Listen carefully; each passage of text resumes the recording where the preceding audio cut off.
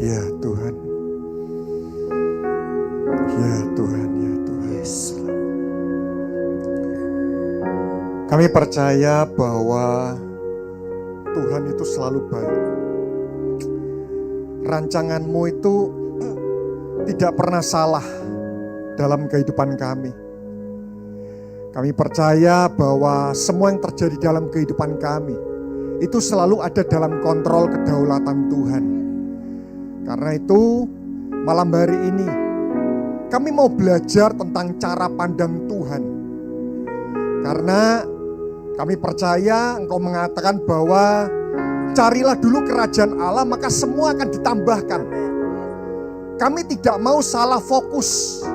Kami tidak mau salah prioritas. Bukan mengejar tambahan, kejar kerajaan dapat tambahan. Berarti jika sampai saat ini kami belum mendapatkan tambahan, itu sebenarnya adalah sebuah cerminan buat kami, sebuah sarana evaluasi buat kami. Jangan-jangan kami belum terbukti menjadi pribadi yang sungguh-sungguh mencari kerajaan Allah. Sekali lagi tambahan tidak perlu dicari. Tambahan itu bonus. Selama kami memiliki fokus yang benar, selama kami tidak salah prioritas, otomatis semua yang kami butuhkan itu pasti akan Tuhan tambahkan, itu otomatis. Sekali lagi kami tidak mau mengejar tambahan, kami kejar kerajaan, kami kejar prinsip-Mu, kami hidupi perkataan-Mu, otomatis semua hal yang terjadi dalam kehidupan ini, seluruh anugerah yang kami butuhkan itu pasti Tuhan akan berikan tepat pada waktunya. Terima kasih. Karena itulah kenapa setiap kali kami mendengarkan firman-Mu kami antusias. Karena firman-Mu itu adalah kekuatan Allah yang jatuh dalam kehidupan kami. Malam hari ini tambahkan kekuatan-Mu. Kami tidak meminta penderitaan dikurangi, tidak. Tapi kami meminta tambahkan kekuatan. Sehingga kami bisa melalui dan menang atas semua lembah kekelaman yang ada. Terima kasih. Kami siap menit-menit ke depan. Roh Kudus kuasai kami. Kami tidak mau menjadi pribadi yang menguasai firman. Tapi kami mau hidup kami dikuasai oleh firman. Terima kasih. Hanya di dalam nama Tuhan Yesus Kristus. Dan kita sama-sama berkata, amin, amin, amin, amin. Baik, shalom Bapak Ibu semua, selamat malam.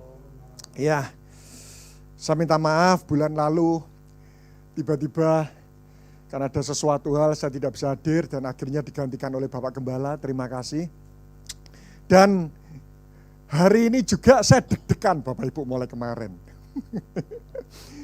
Beberapa pelayanan saya bahkan sampai kemarin itu terpaksa saya cancel, kenapa? Karena orang papa saya ini masuk ICU.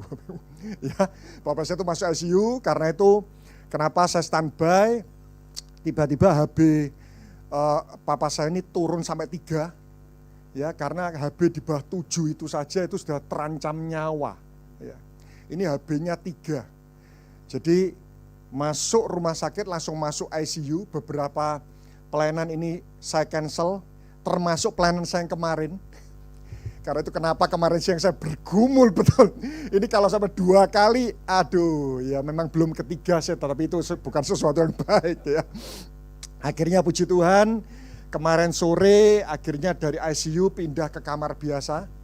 Sehingga itu sangat memungkinkan untuk saya bisa tetap menerima kepercayaan untuk menyampaikan firman di tempat ini. Nah, malam hari ini kembali lagi saya akan memberikan sebuah pengajaran Bapak Ibu. Ya, saya beri judul firman hari ini adalah perangkap kemakmuran. Ya, perangkap kemakmuran. Ya. Saya percaya bahwa makmur itu tidak salah. Bapak Ibu setuju dengan hal ini? Ya, kaya itu tidak salah. Karena terbukti, ya saya angkat sebuah contoh saja. Orang Samaria yang murah hati. Itu kira-kira pernah membaca kisah orang Samaria kan ya? Ada seseorang dirampok ya, di hutan, imam lewat, dia tidak peduli, lalu orang Samaria lewat. Kira-kira menurut Bapak Ibu orang Samaria ini hidupnya pas-pasan, berkekurangan atau berkelimpahan? Ya jelas berkelimpahan. Karena di sana dikatakan lukanya disiram pakai minyak dan anggur. Ya luka dari sang sang korban ini bukan disiram menggunakan air, ya. Kalau hidupnya pas-pasan pasti nyiramnya air. Ini minyak dan anggur, ya. Terus berikutnya orang dirampok ini dinaikkan bukan pada keledai rental, bukan. Tapi dikatakan dengan jelas keledai tunggangannya sendiri. Wah, zaman dahulu itu punya keledai itu sama seperti punya mobil mewah, Bapak Ibu. Ya, karena itu kenapa dikatakan dengan jelas, ya, orang yang dirampok ini dinaikkan keledai tunggangannya sendiri. Wah, ini berarti orang kaya. Dan setelah itu ditaruh di penginapan, diberi 2 dinar, kurang ditambah. Loh, ini tidak mungkin berkekurangan, Bapak Ibu. Yang saya tahu seumur hidup saya, orang yang paling baik yang saya pernah temui adalah ada seseorang yang kecelakaan, dia tolong bawakan ke rumah sakit. Itu sudah the best betul. Saya tidak pernah menemukan, ya, ada seseorang melihat kecelakaan, dibawa ke rumah sakit, dibayari, kurang ditambah. Saya tidak pernah menemukan. Dan kalau itu terjadi, ini pasti orang ini tidak hidup berkekurangan. Apakah Bapak Ibu setuju dengan hal ini? Karena itu kenapa saya meyakini bahwa kaya itu tidak salah. Bahkan saya yakin Tuhan itu ingin kita semua itu sebenarnya itu sejahtera, bahkan makmur. Ya, yang yes cuma 4. Ya. Wah, ini yang yes 4 yang masuk Kanaan 4. Iya kan? Kan tanah Mesir itu tanah berkekurangan, ya. Tanah padang gurun itu hidup pas-pasan. Tanah Kanaan itu hidup berkelimpahan. Dan Tuhan ingin bangsa Israel itu semua masuk pada tanah Kanaan. Saya percaya Tuhan itu ingin kita kaya, Bapak Ibu. Kenapa? Karena tidak menutup mata. Untuk kita menolong orang, itu butuh dana. Anda setuju dengan hal ini? Sekali lagi bukan berarti nunggu kita kaya agar kita bisa menolong orang. Tidak loh. Tidak. Hidup kita pas-pasan. Kita tetap bisa menolong orang. Dengan waktu, tenaga, kasih kepedulian. Tapi maksud saya seperti ini. Kalau kita hidup pas-pasan, ada banyak faktor penghambat menolong orang. Saya tanya, kalau anak kita sendiri aja kita tidak bisa sekolahkan, bisa nyekolahkan anak tetangga? Wah, Pak, keluarga kami ini murah hati, Pak. Anak kami tidak bisa sekolah, anak tetangga saya sekolahkan. Wah, itu kalau terjadi saya khawatir, itu kira-kira anaknya siapa, Bapak Ibu? Itu anaknya siapa ya? Ya, kami punya sekolah di NTT. Dan kebutuhan sekolah kami aja itu 200 juta per bulan, Bapak Ibu. Sekali lagi, saya percaya Tuhan itu ingin kita kaya. Karena semakin Anda makmur, Anda berkelimpahan, nolong orang itu tidak butuh banyak pergumulan. Bahkan Alkitab mengatakan, jika kebutuhan hidup pokok tidak terpenuhi, kita sulit berbuah. Loh, itu nanti saudara baca sendirilah di rumah, Titus 3:14. Di sana dikatakan, loh kalau kebutuhan pokok saja tidak terpenuhi, kita kan sulit berbuah. Ya, karena itu kenapa kebutuhan pokok itu perlu kita penuhi. Dan orang yang hidup berkelimpahan, itu kebutuhan pokok. Wah, itu sudah pasti terpenuhi. Yaitu sampai limpah-limpah untuk bisa nolong orang. Nah, tetapi kita bisa melihat bahwa ternyata ada kecenderungan perangkap di balik kemakmuran, Bapak Ibu. Ya, kenapa? Sekali lagi, kok banyak tetap anak Tuhan itu hidup pas-pasan ya. Ya. Mungkin ada sesuatu hal yang perlu kita pelajari dan evaluasi serta koreksi malam hari ini. Mari kita lihat Lukas 12 ayat 13. Ya, Lukas 12 ayat 13. Izinkan saya malam hari ini memberikan cukup banyak poin ya untuk menebus kesalahan saya bulan lalu. Ya. Tapi saya tidak oke, saya batasi aja. Lukas 12 ayat 13 sampai 20 ayat 13 dulu aja deh ya. Ini ayat pertama saja. Waduh, ini perikopnya tentang orang kaya yang bodoh. Ya, saya rindu kita semua jadi orang kaya yang bijak. Ya. Ayat 13 kita baca sama-sama. 2, 3. Seorang dari orang banyak itu berkata kepada Yesus, Guru, katakanlah kepada saudaraku supaya ia. Wah, ini berarti rebutan warisan. Ya, saya berdoa anak Tuhan tidak ada yang rebutan warisan. Ini yang amin orang tua semua. Anak-anak tidak ada yang amin. Belum dapat warisan ya.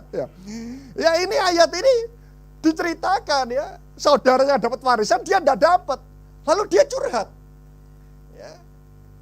Jadi kalau ada di antara saudara yang mau berebut warisan, curhat sama Bapak Gembala atau konselor, minimal saya yakin Bapak Gembala dan konselor sudah punya jawabannya ini. Ya.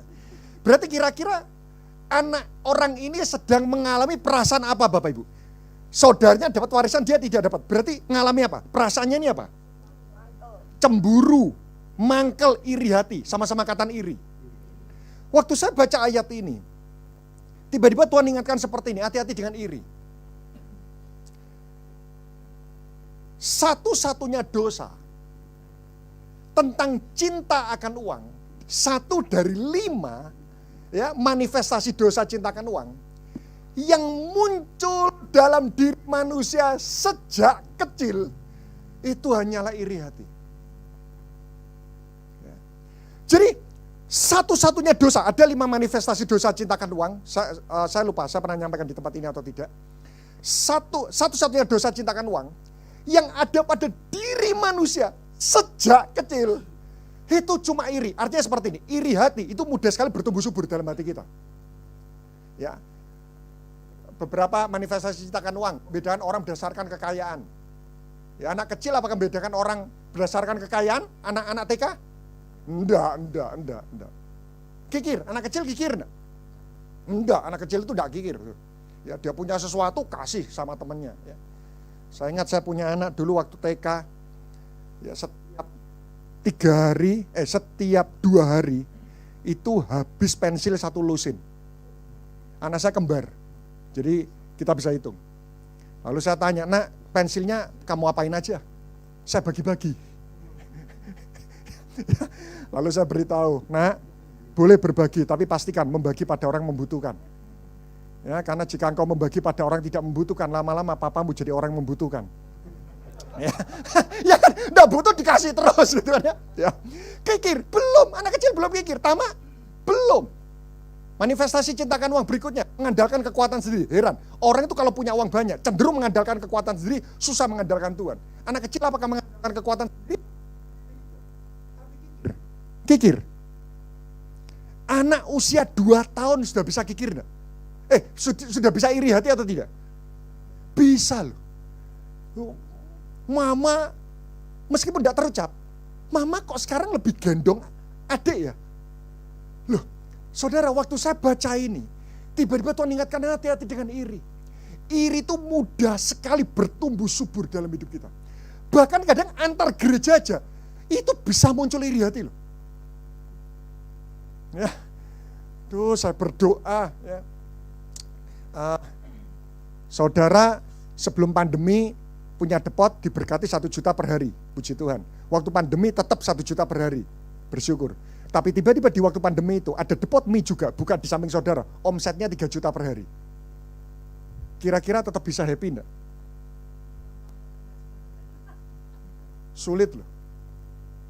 Iri itu bukan berkatnya kurang.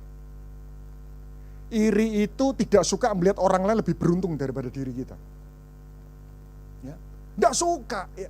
Kenapa ya aku melayani Tuhan ya 10 tahun dapat sepeda motor, bisa bersyukur. Lalu teman baru bertobat, dapat undian motor. Lu bisa ya? Gitu. Ya, hati-hati Bapak Ibu, tolong kita perlu jaga iri hati. Ya, Yakobus 3:16 sih Anda catat aja lah beberapa ya. Ya, iri. Di mana ada iri hati, di situ muncul semua kekacauan dan segala macam perbuatan jahat. Ngeri. Iri itu tidak kelihatan tapi dampaknya itu bisa dirasakan. Mari kita masuk mulai 14. Yang 14 sampai 21. Apakah bisa saya baca yang genap, Anda baca yang ganjil? Ya, 14 sampai 21. Saya akan membaca genap, saudara akan membaca ganjil. Tetapi Yesus berkata kepadanya, saudara, siapakah yang telah mengangkat aku menjadi hakim atau pengantara atas kamu? 15.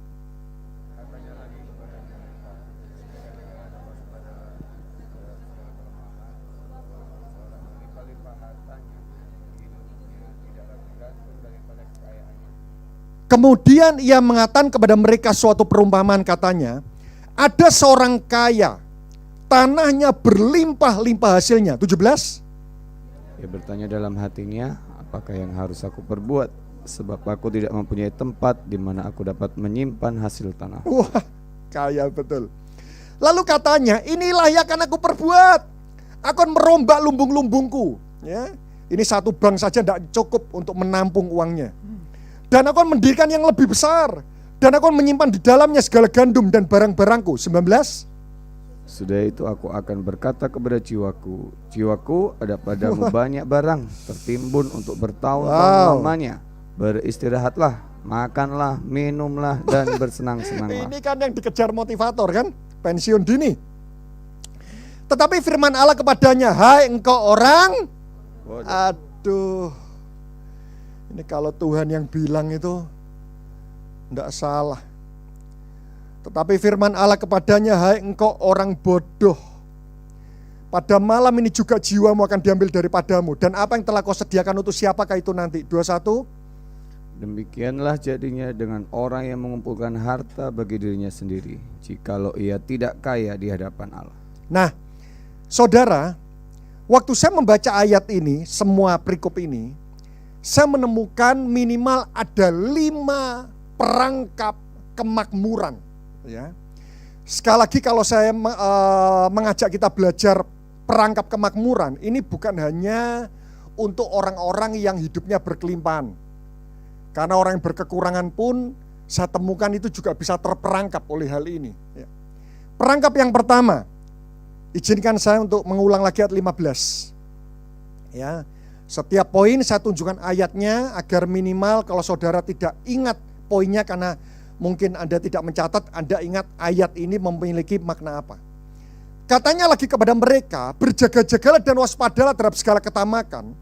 Sebab walaupun seorang berlimpah-limpah hartanya, hidupnya tidaklah tergantung daripada kekayaannya itu. Yang pertama,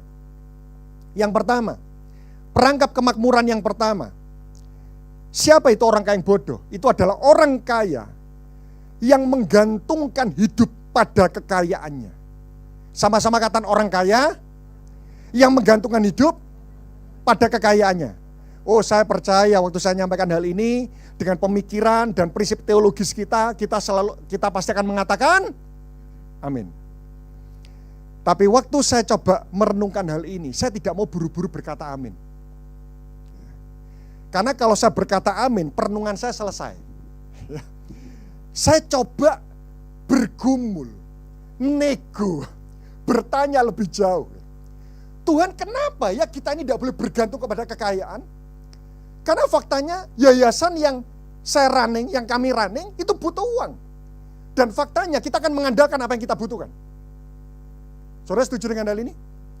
Kita ini akan mengandalkan apa yang kita butuhkan. Apa salahnya kita mengandalkan kekayaan? Siapa yang di sini butuh uang? Tidak ada, luar biasa ya. Ya sekarang tidak butuh uang, sekarang cuma butuhnya handphone. Ya, karena handphone bisa QR gitu. Ya. Kenapa? Apa salahnya? Ya. Karena kalau saya sampaikan ini pada orang yang tidak percaya Tuhan, mereka mengatakan, Pak, apa salahnya kita menggantungkan diri pada kekayaan? Mari kita lihat.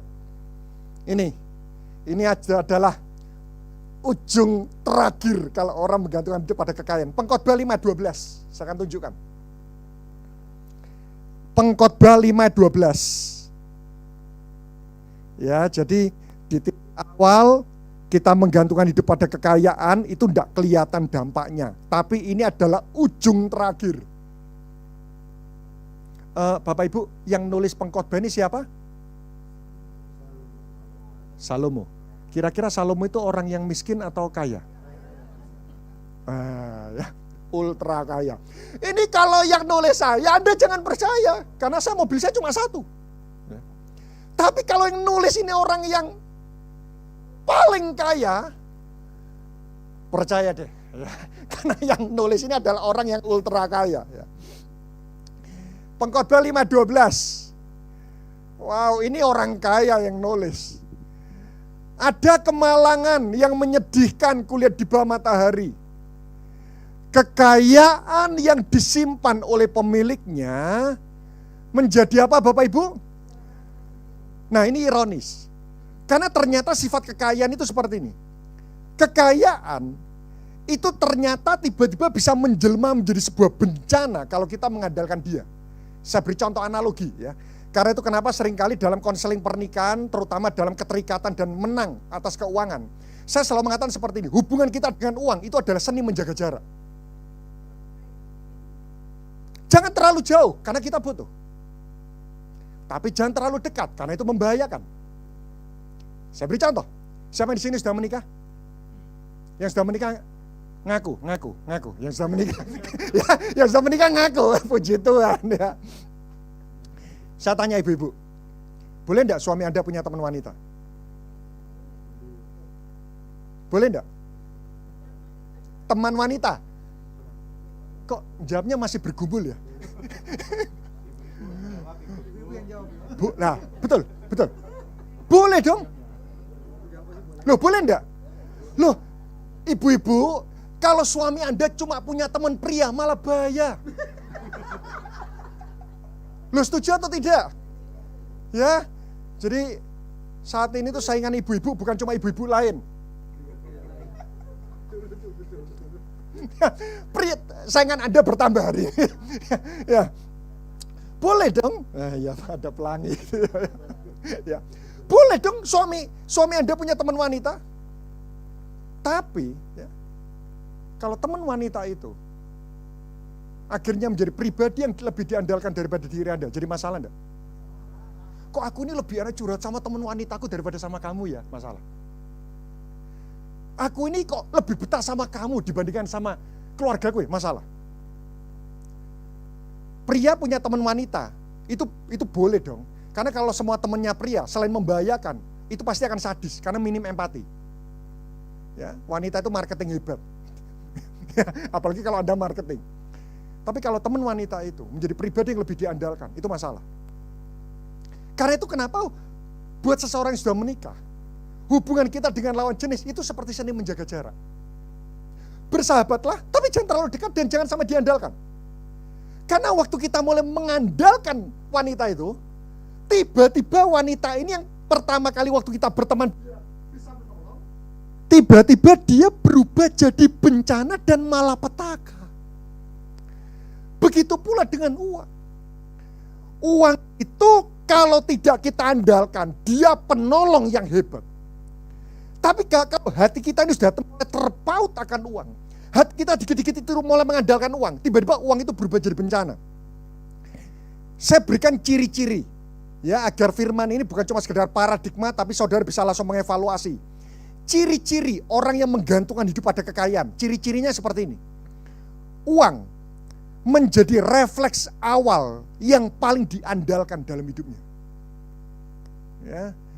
Jadi uang itu tiba-tiba jadi refleks. Jadi seperti ini. Setiap kali ngalami masalah itu selalu ada uang. Contoh perkata seperti ini. Butuh berapa sih? Ada masalah? Butuh berapa? Nah, cuma 3 juta. Bayar. Punya uang. Tidak ada pergumulan. Tapi waktu kita tidak ada uang, kalau ngalami masalah, apa yang kira-kira keluar dari perkataan ini apa? Oh, kelihatan di sini tidak pernah berkekurangan semuanya. Haleluya. Pak, saya tidak tahu loh rasanya seperti itu. Haleluya. Waktu kita keuangan menipis, kalau ngadepi masalah, responnya gini, Tuhan, apa yang kau ingin untuk aku lakukan ya? Karena tidak punya uang. Tapi kenapa waktu punya uang ya? Butuh berapa sih? Makin punya banyak uang, makin percaya diri ngadepi masalah.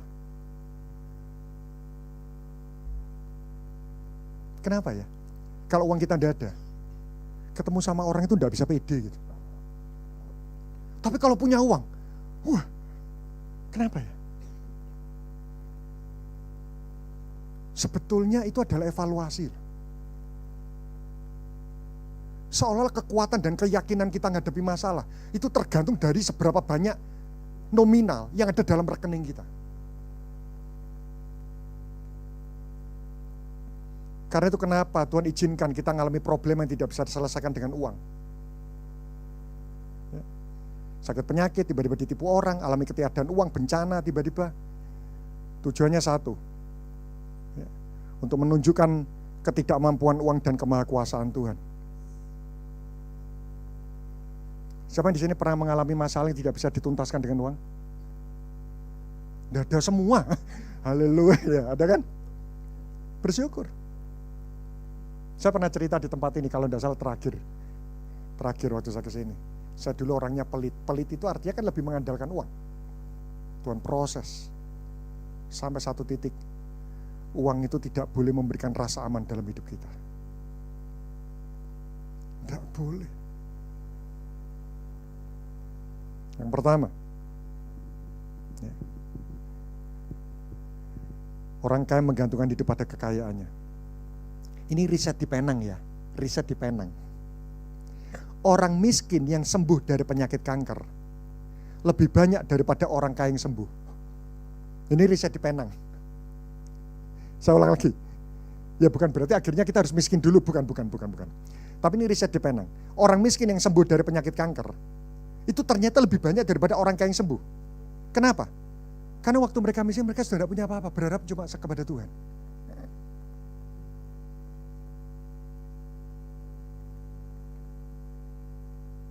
Ya.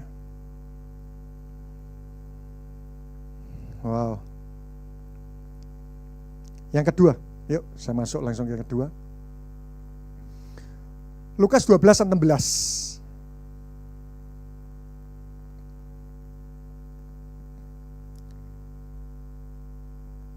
Kemudian ia mengatakan, Lukas 12 ayat 16.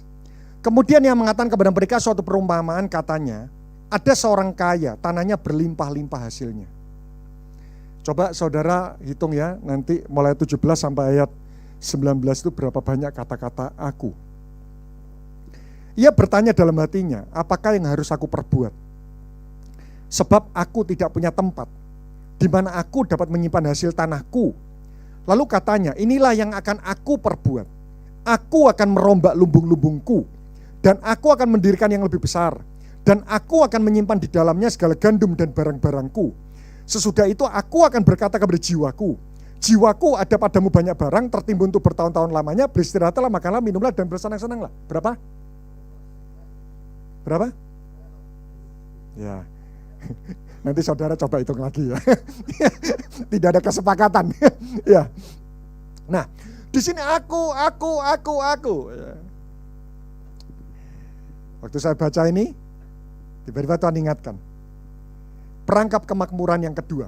Kenapa Tuhan mengatakan, hai engkau orang yang bodoh?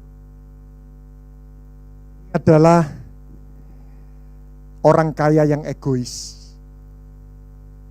Yang hidup hanya untuk menikmati hidupnya sendiri. Ya. Bapak Ibu, kita ini harusnya makin punya banyak uang, kita makin punya banyak waktu melayani Tuhan. Kalau kita masih hidup berkekurangan, dan mungkin ada di antara kita yang, Pak maaf saya enggak sempat betul. Kenapa? Karena saya harus bekerja sungguh-sungguh untuk menghidupi keluarga. Saya lebih bisa memaklumi. Tapi kalau ada orang hidupnya berkelimpahan, itu tabungan bisa untuk hidup itu minimal 6 bulan sampai setahun. Lalu dia mengatakan bahwa tetap tidak punya waktu untuk melayani Tuhan. Ini sebuah pertanyaan. Bahkan saya berdoa Bapak Ibu yang kaya tidak sakit hati hari ini. Ada banyak orang kaya yang dia berpikir seperti ini. Yang penting saya sudah nabur Pak buat gereja. Itu sudah cukup. Bapak Ibu, setuju enggak? Melayani itu adalah berkorban. Kalau orang berkekurangan memberikan uang, itu pengorbanan besar. Karena itu janda miskin memberikan 2 peser, itu pengorbanan paling berharga. Tapi buat orang kaya, kenapa saya mengatakan ini? Karena ada banyak saya ketemu di gereja orang-orang kaya, puji Tuhan di satu sisi. Tapi saya tanya, Pak kenapa enggak mau melayani Tuhan? Lu kan sudah Pak, uang saya loh, sudah saya, gereja butuh apa? Sudah saya transfer semuanya. Butuh apa sih? Ya. Buat orang kaya, memberikan uang itu mudah atau susah? Mudah. Apa yang paling berharga buat orang kaya? Waktu, tenaga. Karena itu kenapa Saya seringkali sampaikan kepada jemaat di tempat kami. Ya. Kau kaya, kau berikan uang, puji Tuhan. Buat gereja uangmu penting. Tapi buat Tuhan, waktu dan tenaga serta pikiranmu itu jauh lebih berharga. Tidak cukup cuma uang. Buat orang hidup pas-pasan nabur, wow, itu perjuangan. Tapi buat orang yang sudah berkelimpahan, lu ada banyak. Jangan sentuh waktu kami. Ya. Jangan sentuh. Ya. Yang penting gereja butuh apa saya akan kirim. Tidak cukup. Karena itu kenapa di sini dikatakan ayat 20.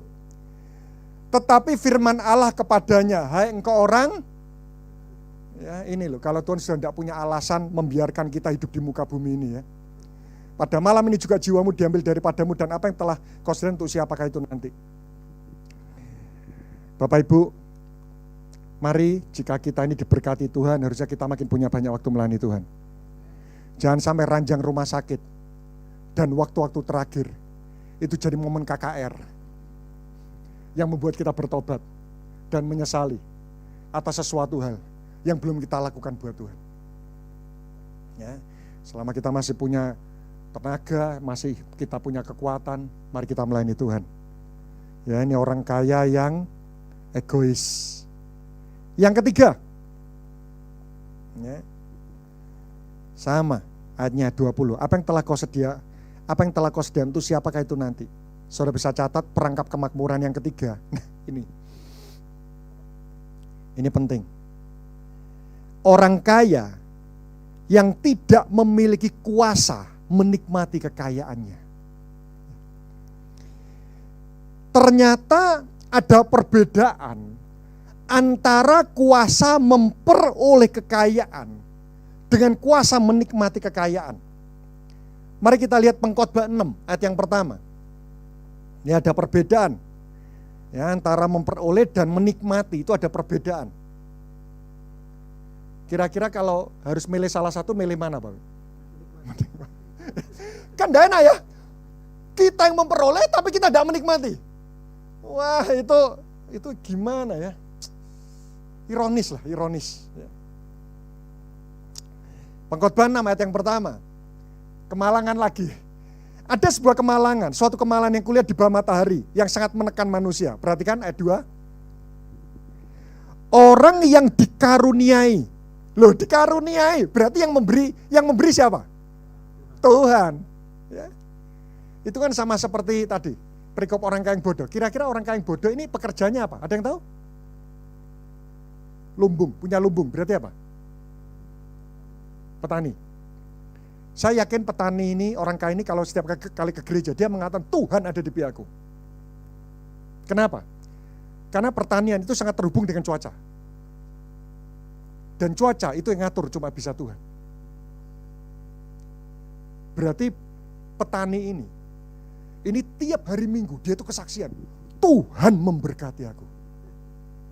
Tapi Tuhan mengatakan, hai engkau orang yang, ya, orang yang dikaruniai Allah kekayaan, harta benda dan kemuliaan.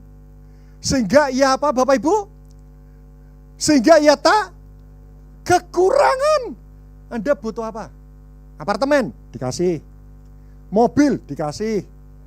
Ya, beli Ferrari, hitungannya lusin. Ya, beli Ferrari, sini sampai sana. Gitu. Wah ini dikaruniai, tidak kekurangan. Tidak kurang. Tidak kekurangan suatu pun yang bukan dibutuhkan loh. Ini orang kaya ngeri. Tetapi, nah kata-kata tetapi itu tidak enak loh. Ya, tetapi itu selalu membalik kondisi di depannya. Tetapi orang itu tidak dikaruniai kuasa untuk, nah ini, aduh menjengkelkan. Dan ini lebih menjengkelkan lagi. Melainkan, ini lebih menjengkelkan. Kita yang berkeringat, orang lain yang menikmati. Rumah kita besar, tapi yang kita nikmati cuma ranjang 1x2 plus jarum infus. Kita bisa beli capjay, tapi kita tidak bisa makan capjay.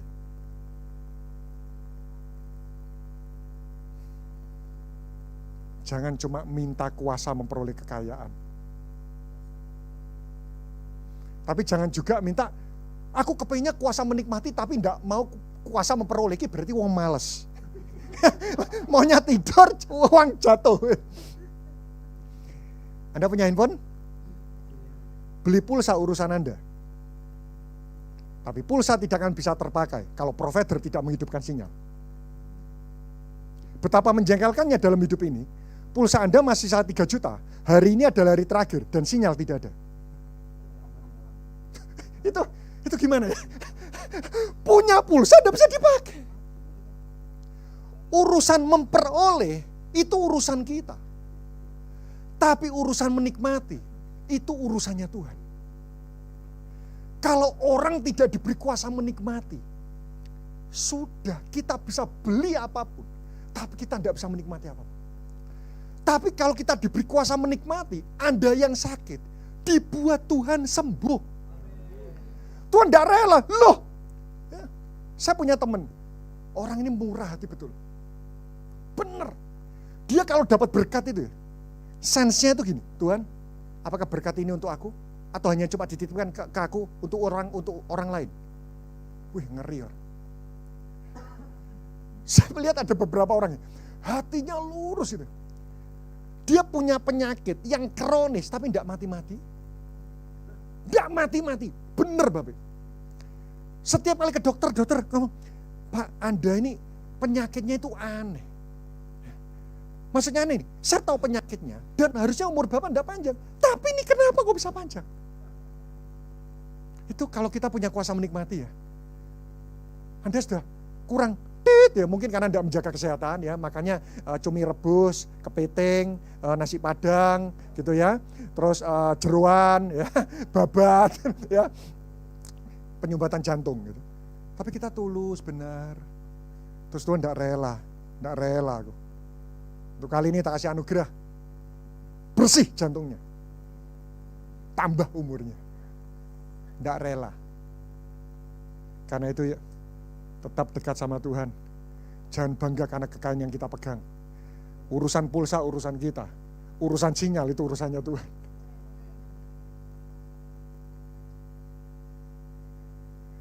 Tetap dekat agar kita diberi hikmat, kuasa, anugerah dan waktu untuk menikmati segala sesuatu, bahkan remah-remah berkah yang Tuhan berikan dalam hidup kita.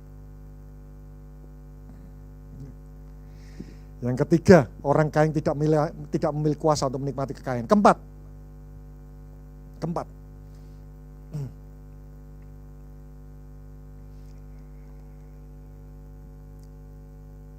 Pengkhotbah 5:13. Sama. Ya. Kalau dari orang kaya yang bodoh, semua yang kau kumpulkan untuk siapa itu nanti? Untuk siapa? Ya. Pengkhotbah 5:13. Kita baca sama-sama. Ini Salomo lagi yang nulis.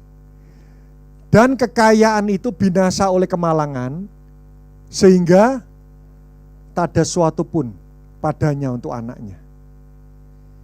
Yang keempat, orang kaya yang akhirnya tidak meninggalkan warisan apa-apa bagi anaknya. Bukan berarti ini adalah orang miskin, tidak. Saya menemukan ada juga banyak orang kaya yang tidak bisa meninggalkan warisan apa-apa. Kenapa? Karena uang yang banyak itu bisa habis tanpa makna di tangan anaknya. Uangnya banyak, tapi habis buat judi. Uangnya banyak diberikan, tapi habis untuk wanita. Uangnya banyak, tapi dibully teman. Uangnya banyak, tapi menghancurkan hidupnya. Itu kan sama saja kekayaan yang diberikan orang tuanya tidak bisa dinikmati oleh anaknya. Ya. Karena itu, hati-hati, ada banyak orang tua yang, saya juga harus berjaga-jaga Bapak Ibu. Ya. Ada banyak orang tua bekerja sungguh-sungguh, mengumpulkan uang sebanyak-banyaknya, bangun perusahaan sebesar-besarnya, dan mengatakan bahwa ini kuberikan buat anak. Tapi lupa, bahwa yang terpenting bukan kekayaan. Amsal 13:22.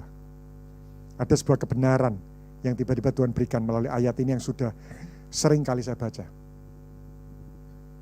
Amsal 13 ayat 22.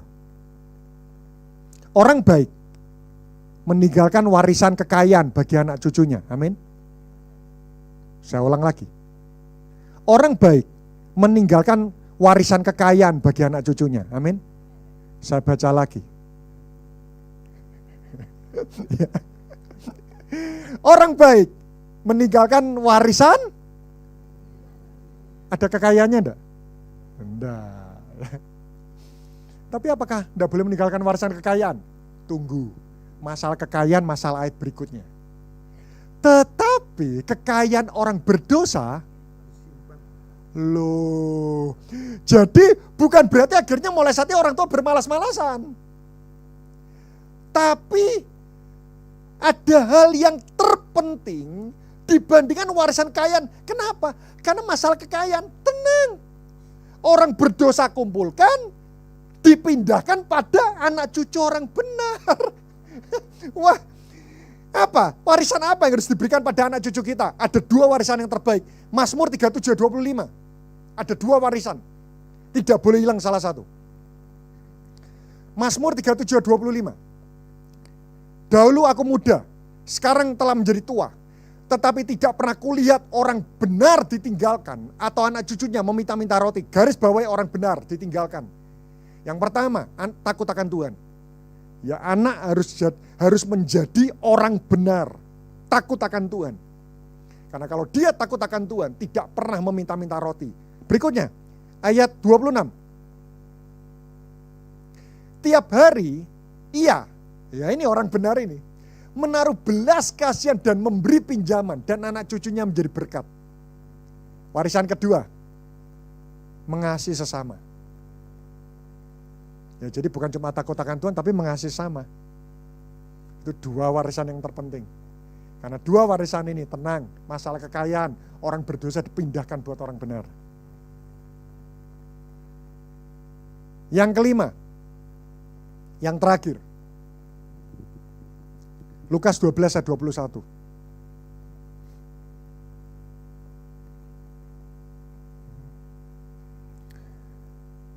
Demikianlah jadinya dengan orang yang mengumpulkan harta bagi dirinya sendiri, jikalau ia tidak kaya di hadapan Allah. Demikian jadinya orang mengumpulkan harta bagi dirinya sendiri, jikalau ia tidak kaya di hadapan Allah. Ya. Artinya yang kelima, perangkap apa yang kelima? Orang kaya yang tidak punya tujuan ilahi atas kekayaannya. Kenapa ya kaya itu harus punya tujuan? Anda punya kekuatan? Anda punya kekuatan? Setiap orang punya talenta. Tapi sadarkah kita, kekuatan kita itu adalah kelemahan kita? Betul atau betul? Punya suami tampan, itu kan kekuatan, tapi juga kelemahan enggak? Apa kelemahannya? ya. Jadi punya suami kaya, lo itu kelebihan, tapi bisa jadi kelemahan enggak? Selalu. Kekuatan kita itu selalu jadi kelemahan kita. Pinter ngomong, lo itu kekuatan, komunikator. Tapi kelemahannya, salah banyak ngomong, salahnya banyak. Mudah nipu orang. Tapi kalau gak pinter ngomong, mau nipu ndak bisa, gitu kan? Pernah saudara perasaan mau berbuat jahat tidak bisa? Oh, itu kan menjengkelkan, tapi itu baik juga, gitu ya. Ya, kita punya posisi tinggi, itu kekuatan, iya. Tapi juga bisa punya kelemahan, menindas orang. Kekuatan itu selalu, kekuatan kita itu kelemahan kita. Bagaimana cara menghilangkan kelemahan atas sebuah kekuatan? Tambahkan tujuan.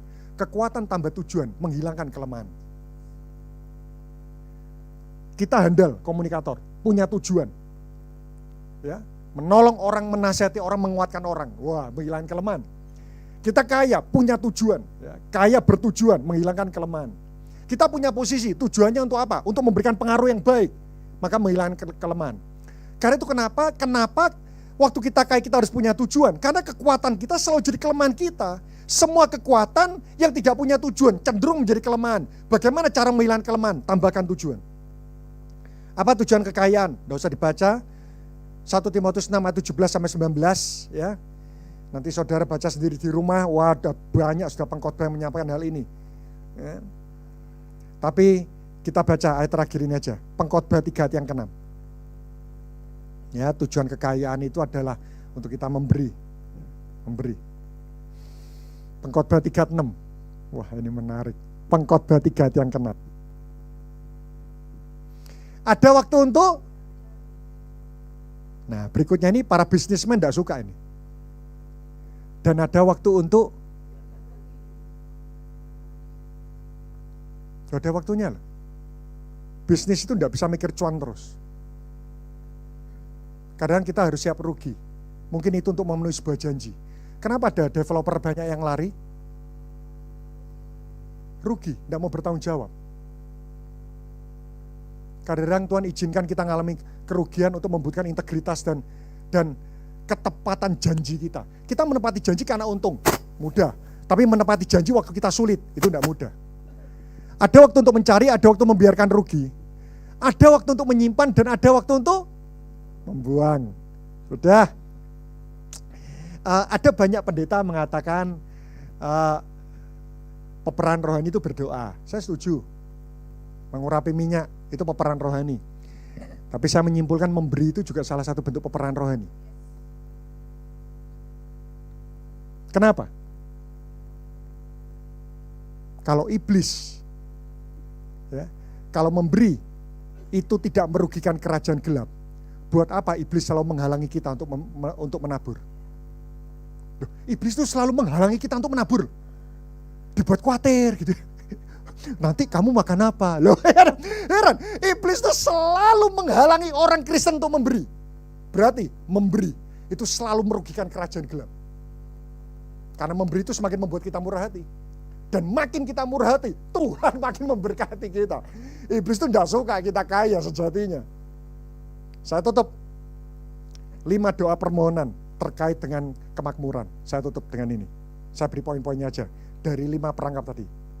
Ya, jadi kalau saudara minta diberkati, kelihatannya doa Yabes itu perlu ditambahkan 5 kalimat lagi tentang hal ini. Yang pertama, agar kekayaan tidak pernah mampu memberikan rasa aman dalam hidup kita. Ya, jadi kalau kita minta diberkati, kita harus berdoa agar jangan sampai uang itu bisa memberikan rasa aman dalam hidup kita.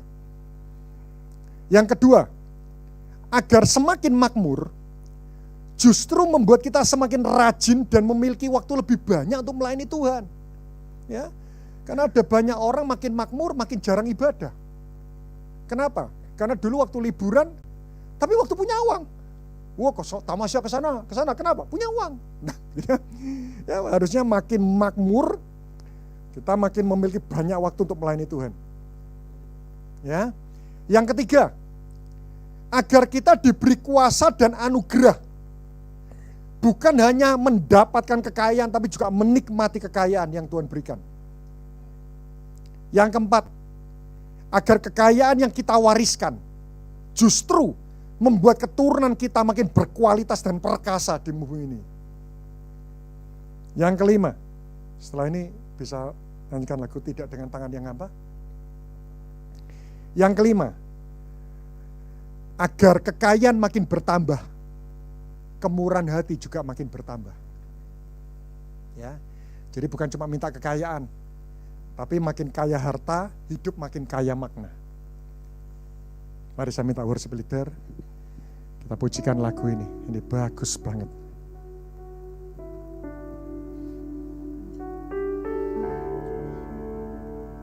Tidak dengan tangan yang hampa.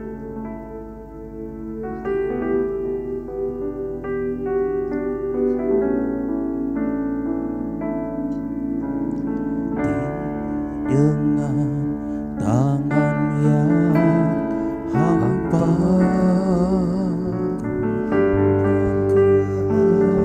hadiratmu menyatakan rasa syukurku, menyatakan rasa syukurku atas segala berkat-Mu. Tidak dengan tangan yang hampa. Tidak dengan tangan yang hampa, ku sujud hadiratmu. Persembahkan seluruh hidupku, persembahkan seluruh hidupku di atas mezbahmu. Segalanya yang ku miliki, semuanya daripadamu, kan ku bawa sembahanku yang terbaik hanya bagimu. Segalanya yang ku miliki, semuanya daripadamu. Dan ku bawa persembahanku yang terbaik hanya bagimu. Terima kasih Bapa. Ajar kami sebagai anak-anak yang punya hati bijak. Ajar kami sebagai anak-anak yang mengerti apa yang menjadi kerinduan ayah dan bapa kami, untuk memberkati setiap hidup kami, untuk membekali kehidupan kami, agar hidup kami sesungguhnya menjadi sebuah kemuliaan di hadapan-Mu. Jangan sampai berkat itu menjadi batu sandungan dalam kehidupan kami. Tuhan, Engkau rindu sebagai seorang ayah, pribadi bapa yang penuh dengan cinta, untuk memberkati kehidupan kami dengan segala kelimpahan. Bukan saja uang, tapi sesungguhnya kebajikan, kemurahan yang Bapa sediakan buat setiap kami, agar kami boleh bertumbuh dewasa, hidup dalam kelimpahan kasih anugerah Bapa. Dari langkah lepas langkah, lekatkan hati kami kepada Engkau, biar kami paham menimbang apa yang menjadi semua yang terindah yang Bapa percayakan dalam hidup kami. Karena kami tahu semua perkara, semua aspek hidup kami merupakan sebuah anugerah yang Tuhan percayakan, Tuhan titipkan buat hidup kami. Baik suami, istri, orang tua, dan anak-anak, bahkan cucu-cucu kami, semua adalah titipan sementara selama kami dipercayakan hidup di dunia yang fana ini. Bapa, ajar kami sungguh memahami mengapa kami diberkati, dasar apa kami dipercaya berkat dalam hidup kami. Apakah kami bisa sesungguhnya dipercaya berkat yang Tuhan percayakan dalam hidup kami. Berikan kami roh hikmat akal budi, biar kami paham membedakan apa yang baik, apa yang tidak baik dari sebuah berkat yang Tuhan sediakan buat hidup kami. Dunia juga menyediakan berkat buat kami. Hikmat itu akan membedakan itu dari Tuhan, itu bukan dari Tuhan. Tuhan Bapa yang kami kasih, terima kasih pada malam hari ini Engkau mengurapi mulut bibir hamba-Mu Bapak Anton. Tuhan, Engkau pakai hidupnya lebih hari, lebih Tuhan percayakan karunia-karunia dan talent-talent, khususnya roh pewahyuan. Biarlah sesungguhnya dimanapun Engkau utus dia, rahasia surgawi boleh diberitakan. Terima kasih ya Bapa, setiap kami yang hadir pada sore hari ini, kami percaya hidup kami akan diubahkan oleh benih kebenaran firman Tuhan yang akan mendewasakan kami, akan mengenal pribadi-Mu lebih baik lagi. Tambah hari, hati kami tambah jatuh cinta kepada Engkau, bukan kepada dunia ini. Terima kasih Bapa, kami ucap syukur Engkau berkati khususnya ayahnya yang ada di rumah sakit, saudara hamba-hambamu Tuhan. Biarlah sesungguhnya Engkau jamah, hanya satu perkataan, maka ayahnya hambamu ini sembuh dalam nama Yesus. Kami angkat di hadapan-Mu. Engkau punya rancangan, punya rencana, punya semua kehendak yang terbaik atas ayah hamba-Mu Pak Anton. Terpuji Engkau Bapa. Kami serahkan setiap pribadi lepas pribadi malam hari ini dalam tangan kasih-Mu. Mari Tuhan jamah setiap kami, penuhi setiap cawan hidup kami. Tuhan, Engkau pakai setiap kehidupan kami untuk menjadi bencana yang mulia di tangan-Mu. Sebentar Tuhan percayakan kami untuk menabur. Biarlah kami menabur apa yang menjadi mamon, tidak akan ada gunanya dan manfaatnya. Tetapi kami bawa di hadapan-Mu, maka itu akan menjadi sebuah benih berkat untuk kembali memberkati kami. Sebagai dasar kami menabur, Tuhan akan lipatkan ganda. Terpuji Engkau Bapa, hanya di dalam nama Tuhan Yesus kami mengucap syukur dan kami sudah berdoa. Yang percaya sama-sama katakan amin. Terima kasih.